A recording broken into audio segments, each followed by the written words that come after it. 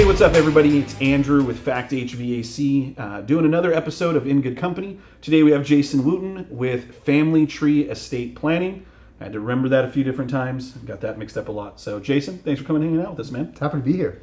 Awesome. So, like always, we just kind of want to get to know you, kind of what got you into the business, and then really just kind of hang out and talk for a little bit. So, family estate planning, when a lot of people think about that and that concept, it's, wills, and they think, I don't have to worry about that till a long time from today. Yeah. What do you find in your industry to help people understand that it's a more immediate concern than something way down the road? Unfortunately, I think the reality is it becomes a concern for families once they've actually lost a loved one, and they have one of two experiences. Either somebody comes in and they say, mom passed away, dad was already gone, and they didn't have anything in place, and we just went through this horrendous process, and I don't want my kids to ever have to go through that. And the other best clients for us are the ones that call up and say, mom and dad had a trust in place, mom just passed away, and it was so incredibly easy, and I want to have that same experience. I think one of the biggest challenges that I face in life in terms of generating clients is people have this feeling that by doing their planning, there's some level of finality to it, right. Or my goodness, I'm going to pass away if I actually go through and do this. And the reality is the whole premise of doing estate planning is that it's fluid and that it evolves through life with you. So I think if I have a gift and a skill, it's being able to take a really complicated subject and make it easy to understand to the average person and explain how easy it is to keep things up to date over time. Nice. So in my situation, obviously every episode I have a different pair of shoes. That's kind of my estate planning plan. Okay. Can we protect those? Without a doubt. Without a doubt. Awesome. Yep. Okay, there's a whole section of your trust is dedicated to your personal belongings. So, awesome. Yeah. So do you find, all kidding aside, but do you find that, some people don't even think about all the different things that they have and what to include? That sometimes they think maybe, if I just write all my stuff goes to, like Ron Swanson, all my stuff goes to the man who killed me, whatever it is, right? Do you find people don't get real specific when outlining things? So I think there were two questions there. The first is, without a doubt, people always forget about something that they had. Right. And that's actually a really difficult part of estate planning is we can go through and draft the best documents that, can be created and make sure that everything that you can tell me about, we get into the name of that trust. But if you have an account that you forgot about, or that, let's say Chase ticked you off and you moved to Bank of America and you never told Bank of America about that trust, then there's this asset that gets left out. And, unfortunately, that's when they still get tied up in probate. So on that side of it, going through trying to list everything can be a challenge. And I think that's why it's so important that you actually plan for it. Because if you're going to forget about it, the kids aren't going to know about it. Right. And, so without a doubt, putting together a good plan where you cover everything is something that I suggest for everyone. And the earlier you do that in life, the less likely it is that you forget about something. Because if this is a deathbed, or you just got a negative diagnosis, all of a sudden you're trying to think of everything in a stressful moment, right. And you forget about the online account that you set up at Capital One online because their interest rate was half a point better 3 years ago. Right.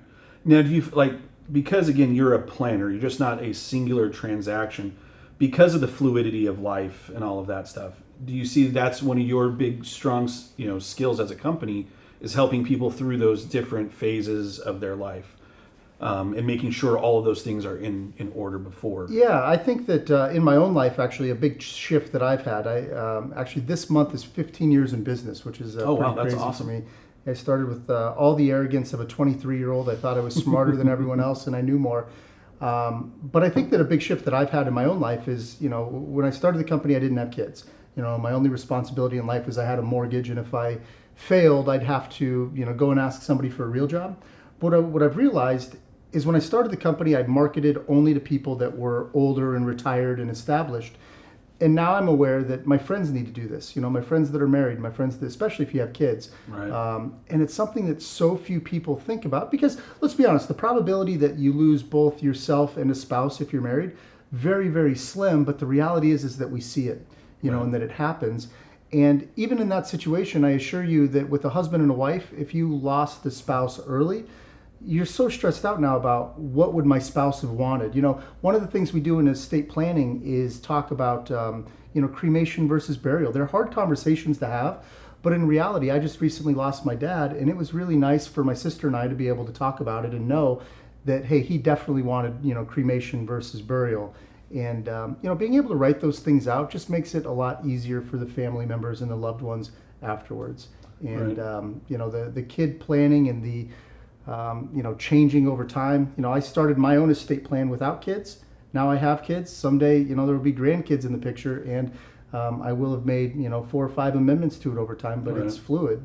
Yeah, that's awesome. Now, you said you just recently lost your dad. Yeah. And that he had a long battle with an illness, right? Yeah. Dad battled cancer for about 5 years. He was actually only given 4 years, but my dad was never on time, so we didn't expect him to, actually go on anybody else's timetable. He was on his own. But Nice. yeah, man, cancer is a brutal, just a brutal thing to watch. He went from my size and stature down to about 125 pounds. So Wow. yeah, if you can picture that. That's crazy. And you were really close with your dad too, right? Yeah, so I don't know. We might clip this part of it. I don't know. That's So some days. yeah. Hey, I feel you there. It's one of those. But when it comes to that estate planning, whenever there's long-term illnesses or things like that, I think some people forget. You never know when that's going to happen, right? And so having all that stuff in order before is massively important and protects you. That's one less thing you have to worry about in dealing with those things. Absolutely. Now, obviously, I know you outside of just the estate planning. This is some heavy stuff that you have to deal with on a day-to-day basis when you're talking to clients. How do you kind of get out of that space, in Yeah. dealing with the end in the middle of everybody's story? Like, how do you get into a better mindset? I think that it's just what I had said before. It's getting people to really focus on the present, that yes, this is something that helps you down the road. And I would say to a certain extent, I'm borderline, I feel like I'm almost numb to it, because on a weekly basis, we get the phone call from the, the daughter or the widow, where they're crying, and we come at it from a standpoint of, of course, our condolences immediately. But the great news is because they're a client of ours, we know that they put everything in order properly. Right. And, usually in about a 10 to 15 minute phone conversation, I can talk with somebody and really just kind of help let them know that take a big deep breath and exhale and focus on yourself. And so I find it so easy because, you know that you've actually helped somebody. You've done a service that really benefits, these loved ones. And so I go to sleep feeling pretty good about that. Nice. Now, again, 15 years in this industry and with this company. Yeah. You were 23. Yeah. How did you get started in this world at 23? All right. So when I was in high school, I ran a sandwich shop in South Scottsdale. It was called Cousin Subs. I got Okay. the job there the summer going into my freshman year of high school, and I worked there the entirety of my high school career. And when I graduated, I started taking community college classes. Didn't really know what I wanted to do, and they came and they offered me the position of being that store's manager. And man, I thought I was doing really well. I think I was getting paid like 30 grand a year. And I woke up early, smelled like onions. It was fantastic. And so this is my first year out of high school now. And one of the guys who had worked for me, he was supposed to cover a Friday shift. His name's Tony Gonzalez. I owe so much of my life to this guy, and he's still one of my good friends to this day. But he was supposed to work that upcoming Friday, and there was a high school football game. And, he was really social, and he wanted to go. And I said, that's fine, but you're on the schedule. So get somebody to cover it, or you've got to come in. Well, everybody that worked there were all high school students, so everybody wanted to go to the game. And so what ends up happening is he just no-shows that Friday. He doesn't come to work. And even though he's one of my friends, I realize at that moment I've got to fire him. So I end up firing him. We go opposite directions. And he comes in maybe 2 months later. And he's like, he goes, Woot, because that's what most of my friends call me. They call me Woot. Last name's Wootten. He goes, Woot, you firing me is one of the greatest things that ever happened to me. I'm like, what are you talking about? And he goes, well, I got this job where all I do is make phone calls, and I'm making twice as much as I was coming here, smelling like onions, going home. And I go, no way, no you didn't. I was like, show me your paycheck stub. And it must have been his payday. So this was your Wolf of Wall Street interaction? Literally, he pulls out his check stub and he puts it on there, and I flip it around, and like I'm looking at it, and like I'm smelling myself in that moment, and I look at it, I'm like, he really is. He's making more money than I am, and I go, give me an interview, with your boss, and his boss was this guy named Robert, and so I walked into this company, kind of found out what they did. He gave me a phone script, and he said, go home, study this. He goes, but what makes you think you'd be any good at it? And I just looked at him and I said, well, I know Tony's work ethic and I know my work ethic, and if Tony's good at it, I'm going to be great at it. And kind of smiled and joked, Right. but like I meant it, Right. and that's part of that arrogance that Yeah. helped get me to that point. And sure enough, I got a job there, and it's literally a company that does exactly what I do today. But I started in their phone room, and there were two partners. Long story short, the partnership fell apart. One of the guys who left went and started his own company. He only called two people from that company to come and work for him.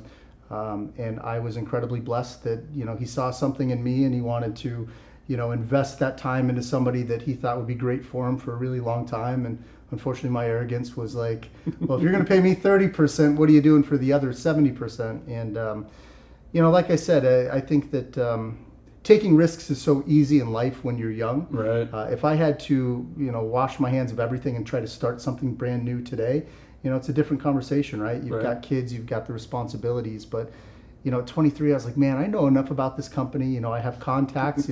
I can use the same attorneys that they're using. I can create a mailer. I can make a phone call. I can talk to somebody about trusts, and Right. it really worked out well. I wish I could write a book, but so much of it I think is just dumb luck, working hard, and treating people well. And I think that that's a key to success. That's awesome. So at 23, you move into that new partnership. Now, did you just basically take over the company, or then did you spin off from there? No. So the second company that I went to, partnership fell apart. I went with another guy who had started his own company, who, big dreams, incredible salesman, just the biggest heart of anybody you could ever Right. ask for. His name was Jim Plassett. He passed away a few years back, but he gave me the confidence and taught me so much. But he was also kind of like one of those absentee owners sometimes, where he was out, so I was effectively doing all of the things that he was doing. Right. So he was just having some issues, and I could see the writing on the wall that the company was falling apart. And all that I had to come up with was a name, file an LLC, and pay for a mailer. I literally got my company off the ground for probably less than $5,000, and luckily Wow. I had had that saved up. And literally sitting in my living room of my first house, I'm on the cell phone with my sister, like bouncing names off of it with her, of what the name of the company could be, to file this LLC, and just literally thought about my family, and I thought that's what you're doing it for. And I was like, man, family tree, that's who you're actually planning things for, because it's not always your immediate family. It can branch out quite Right. a bit, and eventually led us to the motto of protecting every branch of your family tree. And I think that that's the whole point of the trust, is the assets that you have, you want to make sure that goes to your own lineage, and the state doesn't get involved, attorneys don't get involved. Right. So I love what I do. I got That's awesome. incredibly blessed, and I don't know anything else. My skill set in life is so limited, but I'm really good at that. That's awesome.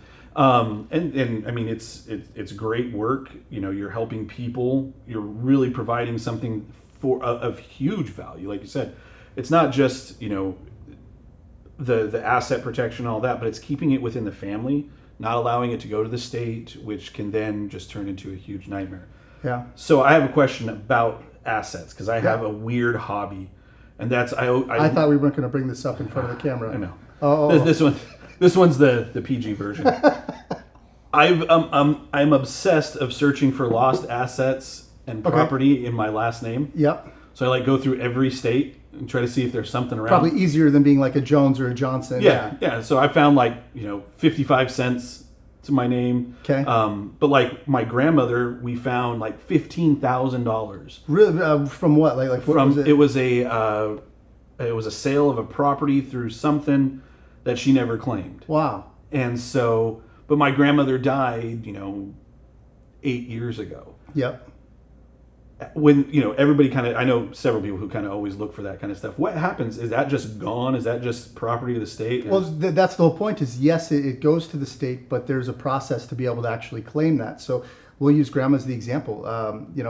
If nobody else is showing up trying to claim it, and it's already been there for a long period of time, I think that your probability is much higher. But realistically, you have to then prove that lineage, that that you were actually related to that person. Oh, nice. I'm sure more so than just, hey, look, my name's Joust as well. Right. Because I could do that too. We could go change our, figure out who's got the highest amount, been Right. there the longest. To be able to go through, say, here's a copy of Grandma's will, here's her death certificate, here's my mom's, death. I'm assuming mom's gone if you're trying to claim, No, I'm just a weirdo and like to find weird stuff. Yeah, no, that's fascinating. I actually don't even know where to go and look for those things. We'll have to talk about Yeah, that. it's really it's just a weird thing. It's like unclaimed property, and you can do it like every state has their own website. Interesting. Where you just look it up and. Well, we've definitely had situations where people have had like those accounts that like they're a client of ours did a trust, and like I said, they forgot about like a credit union account. Right. But after a long period of time, if there's no transactions on an account, they end up basically freezing, closing the account, and they send it off to the state because nobody is watching that money. So, yeah. So like on my that is common. Yeah, like on my last name, like I found my other grandmother. It was like 35 cents on a refund from, Capital One Bank. Like you're going to spend more money on the stamp. Yeah, you're the postage, but it was it's just a weird thing. I lose my wife's name, my last name, and I start looking to see what's out there. That should just be a service. Like that could be a side hustle. That's set up. Yeah. Claim your millions of dollars. Just pay me $100 and I'll search for it. Right, give me a percentage. Right. So outside of the estate planning world, you said you have a daughter. I do. I have a 12-year-old daughter. She'll be 13 in January. Her name's Madeline. She's amazing. She's a competitive gymnast, and Nice. All of the confidence in the world in that little one. Beautiful little girl. So I think that's like so many challenges in life, and Right. I think that like every aspect of parenting, there's challenges. But the one that I'm experiencing is, the pretty popular girl who wants to be involved, and she likes that attention, and just trying to like reel them in a little bit, but still letting them go out and make their own mistakes. And you can't protect them from everything, but Right. you want to feel like you're doing things right. I like to tell everybody that like I'm a slightly better than average dad. It just means that they're still going to end up in therapy, but they'll probably be able to work through it. So Yeah, there you go. we'll see. How is that transition? So my son is going to be 3. Okay. So I'm dreading the teenage years. How is that transition into the teenage years going? So far, so good. I mean, we've had a couple of instances where like, I just want to grab her by her shoulders and like just remind her like you're a 12-year-old child. Like we've had a couple of those, but I mean honestly, I'm very blessed. We haven't yet. I mean, I'm sure I'm going to watch this in like a year and be like, you had no idea. But then I also have a 10-year-old son, and he's me to a T. And I'm sure you'll be able to relate to this at some point if your little man ends up with your same personality type, and that is just genetically, like he thinks like me, he walks like me, his mannerisms are like me, and he looks like me. I saved quite a bit of money on a paternity test, actually. Right. But there's some skills that we have as entrepreneurs that are amazing skills to have that help us as adults that are really challenging in a child. And, the stubbornness, having to learn things your own way or try it your own way. Actually, on my Instagram page, it's kind of funny. We went bowling the other day. And, I'm sitting here trying to show him, like, bud, you put your hand behind the ball, you throw it flat. And he looks at me and goes, no, I don't do it that way. And I go, but that's the way you're supposed to do it. And he plays baseball. So he grabs it with his 2 fingers and like it's a baseball. And he walks up and he like throws it sideways. And he had bumpers up, but like it hits the bumper and it hits the middle pin and they all knock down. And he just walks back with this little smirk. And he's like, yeah. He's like, I told you my way works. And like, I don't know how to argue with it because he's right. But yeah, he's a quick wit. Man, he tests me every day of my life. Yeah. That's awesome. Well, that's very cool. So obviously, thanks for coming and hanging out with us. Yeah. Where can everybody find you? So our website is familytreeplanning.com. You can always call the office up as well, 602-795-8000. Call up. The first thing we ever do is completely education based. So there's never a fee for having a consultation with somebody where we can just talk about wills, trusts, probate, how everything relates to your own situation. Really decide together if it's a good fit, and if it's a good fit, we'd love to get to work with you. Nice. Take clients out for golf. I know. Not so much, unfortunately. I should be better at that. You should, because you could hustle a lot of people. Because Yeah, we golfed one time together, and to this day I'm upset about it because I tracked the scores, so it actually helped my handicap. But I haven't played that well again since, and we had a marketing tournament, and it messed up my numbers. Yeah, it was awful. I'll take it as good luck for that. Thank you. But awesome, man. Thank you for coming and hanging out with us. Thank you for having me. Hey, did we want to talk about HVAC at all? No. No, all right. No. That's part of the In Good Company. All right, I like it. Nothing. It's not as cool. I like this more when we talk about me. I like this. Yeah, it's to shine the light. I know you have a problem with humility. You are the most humble person in the room, so Thank you. I'm sure you like that. But yeah, other than that, man, thanks for coming and hanging out with us. Thank you, sir. And yeah, Steve, we're out. Awesome. Appreciate it. It was fun.